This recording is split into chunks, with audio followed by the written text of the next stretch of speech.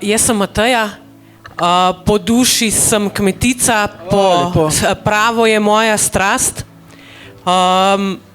Zelo všeč mi je bilo, ko ste omenili zemljo. Zakaj? Zemlja je naša mati, ki nas hrani. Vsi, ki delamo zemljo, vemo, da je to najboljša psihološka terapija, zato da umirimo živce, da umirimo vso tisto napetost, sploh pa, ko obiramo sadove svojega dela. Da se ne bomo tenstali samo v teh ukrepih, bi jaz gospoda oziroma patra Karla, on je opozoril, da noče biti gospod, se opravičujem, nekaj nam povedal še o umski kreaciji. Ta umska kreacija se mi zdi, da je zelo pomembna, če hočemo speljati spremembe. To bi pa zdaj prosil vaš, da nam vi poveste, ker bi rad to slišal. Mateja, te lepo vabim, da prideš gor, da boš tudi na posnetku zraven, da vidimo, s kom se pogovarjamo. Za vse tiste, ki mogoče ne veste, Mateja Žlogar, lahko en aplavz, marsikaj. Nam je že povedala lepega, dobrega, samoskrbi in tudi kakšnih pravnih nasvetih. Mateja, izvoli. Hvala lepa. Veliko ljudi me pozna, ve, kakšno je moje poslanstvo, kakšno je moje delo in jaz izhajam iz zemlje. Vedno iz zemlje. Zakaj? Kot veste, tudi v Svetem pismu piše, iz prahu smo prišli in v prah bomo šli. Zemlja, ko ti posadiš seme, ona rodi. In če to seme vzgajamo z ljubeznijo, srčnostjo, čistostjo, nam bo tudi bogato rodilo.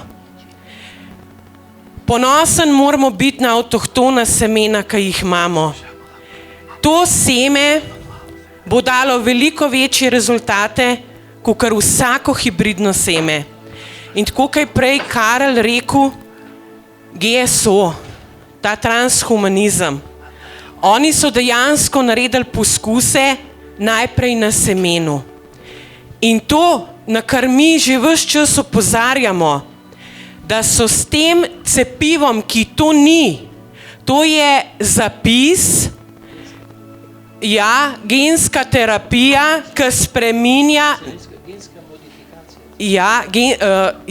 genska modifikacija, ki spreminja naš osnovni DNK. In leta mislim, da je bila 2019 je bila podpisana medkorporacijska pogodba, ki je usklajena tudi z ameriško zakonodajo o gensko spremenjenih organizmih. In mi si ne smemo tukaj več zatiskati oči. Vse zdravje, ki ga imamo na voljo, je na zemlji in v našem umu. Jaz sem ves čas med ljudmi. Mene ta virus ali karkoli že je tudi povohane. Pa jaz si želim, pa me noče. Zakaj ne? Vse je v umu. In jaz, ko pečem piškote, ko ustvarjam v moji delavnici, jaz poslušam njegove posnetke na YouTube kanalu, tega je ogromno. To so tako pomembne informacije za ta čas.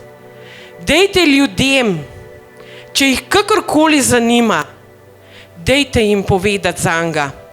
On naj bi bil predstavnik cerkve.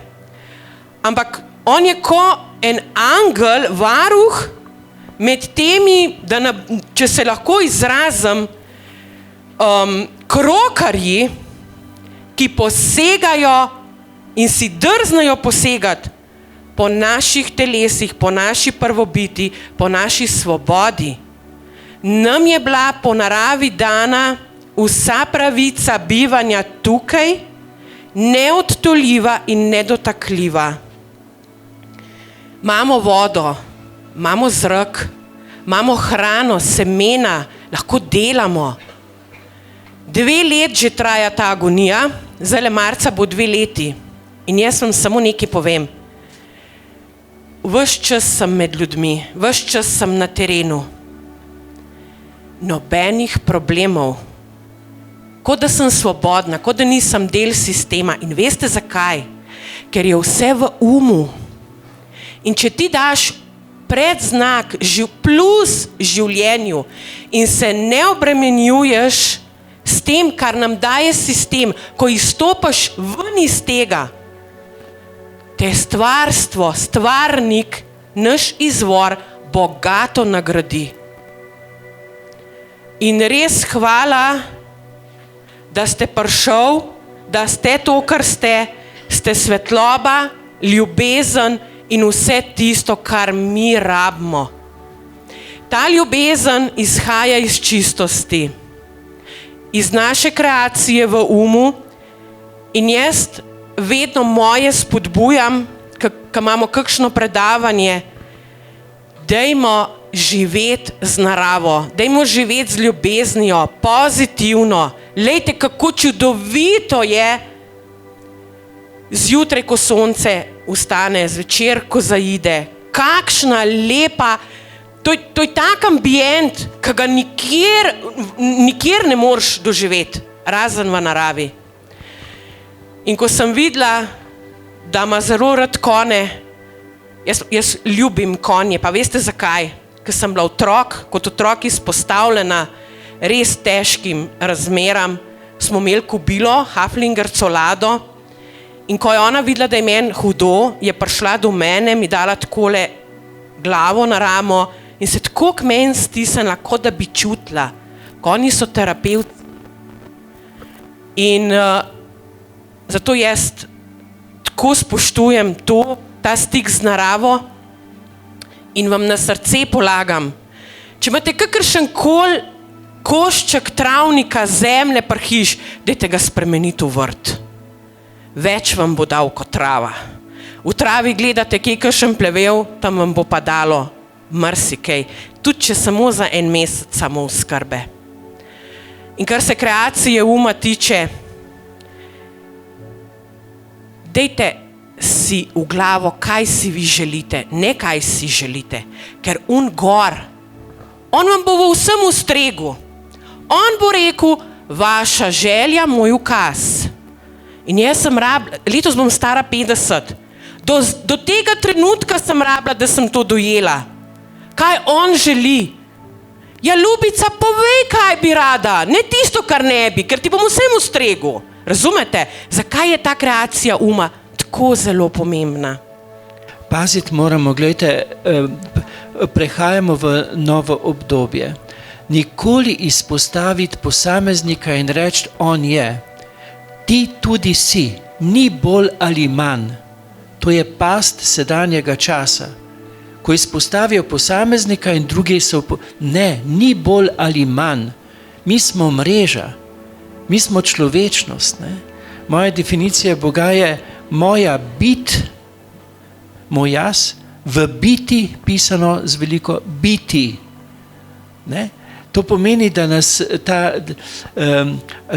nekateri, smo tudi zelo rad vesolje, singularnost. Ne? V vesolju so obnebja, posebej v središči galaksij, kjer se prostor ukrivi, govorijo o teh črnih luknjah, in pade vse neko novo razsežnost.